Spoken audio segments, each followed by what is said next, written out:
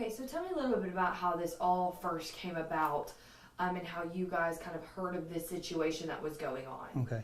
Well, last Monday around the 17th of April, I was notified that CPS was conducting an investigation on the suspects, Gunner and Megan Farr, about child abuse, tattooing of the children.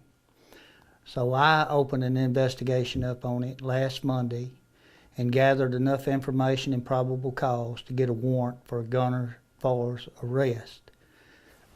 Then on Tuesday evening, late, CPS contacted the Sheriff's Department, contacted the Zavalla Police Department, and requested us to stand by while they removed the children from the home.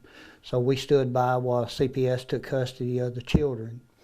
Gunner Farr was arrested for injury to a child that night. CPS took the children into their custody, and the children was taken to the emergency room for treatment of their injuries.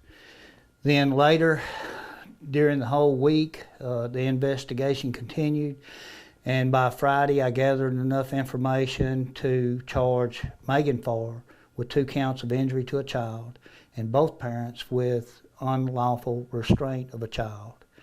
Then yesterday,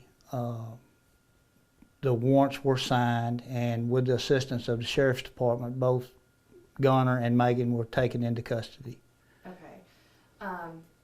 And then I guess you said last Tuesday he was arrested and then taken. Is that correct? But then did he bond out or something? He bonded out, and then the information became available that of the unlawful restraint of the child. So he was arrested again Monday for that felony. Okay. So, okay. That makes sense. Yes. For sure.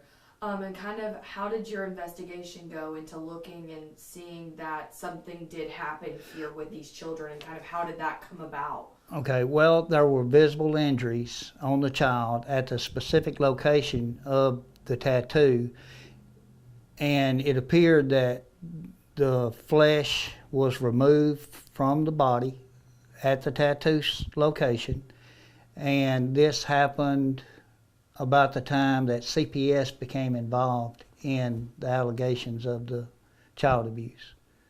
Did the children confirm that something did happen to them? The children did make a cry out, and of course there was, forensic interviews, with the children, and that a lot of the information from the forensic interview was used during this investigation.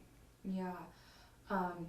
And so both of them are in jail right now. Where are the children at? The children are in the custody of Child Protective Services. They got the 2 older children, and they also took custody of the younger babies. Yeah. And I guess through this, did you guys find, is there like a tattoo gun? Like, did you guys find evidence of that during the kind of the investigation part of this? Well, yesterday, someone came forward and turned in a tattoo kit that was loaned, that she claimed was loaned to Gunner to perform tattoos. She didn't know it was going to be performed on a child. So a tattoo kit was given to me by one of the witnesses. Okay.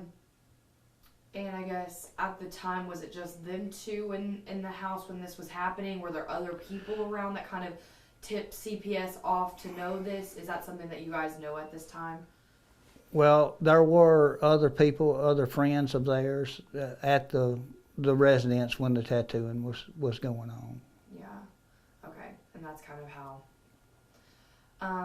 And I know that they're in jail right now, and they're kind of sitting there at this moment. I mean, kind of where does this go from here? And like, what are you guys doing at kind of this stage of things? I mean, I know that there's an arrest made, but kind of. Well, there's still an ongoing investigation. There's still more information coming, but this case will be turned over to the district attorney's office for prosecution.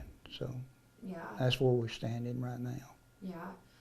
Is there anything else that you feel like people should know about kind of this situation, what happened here?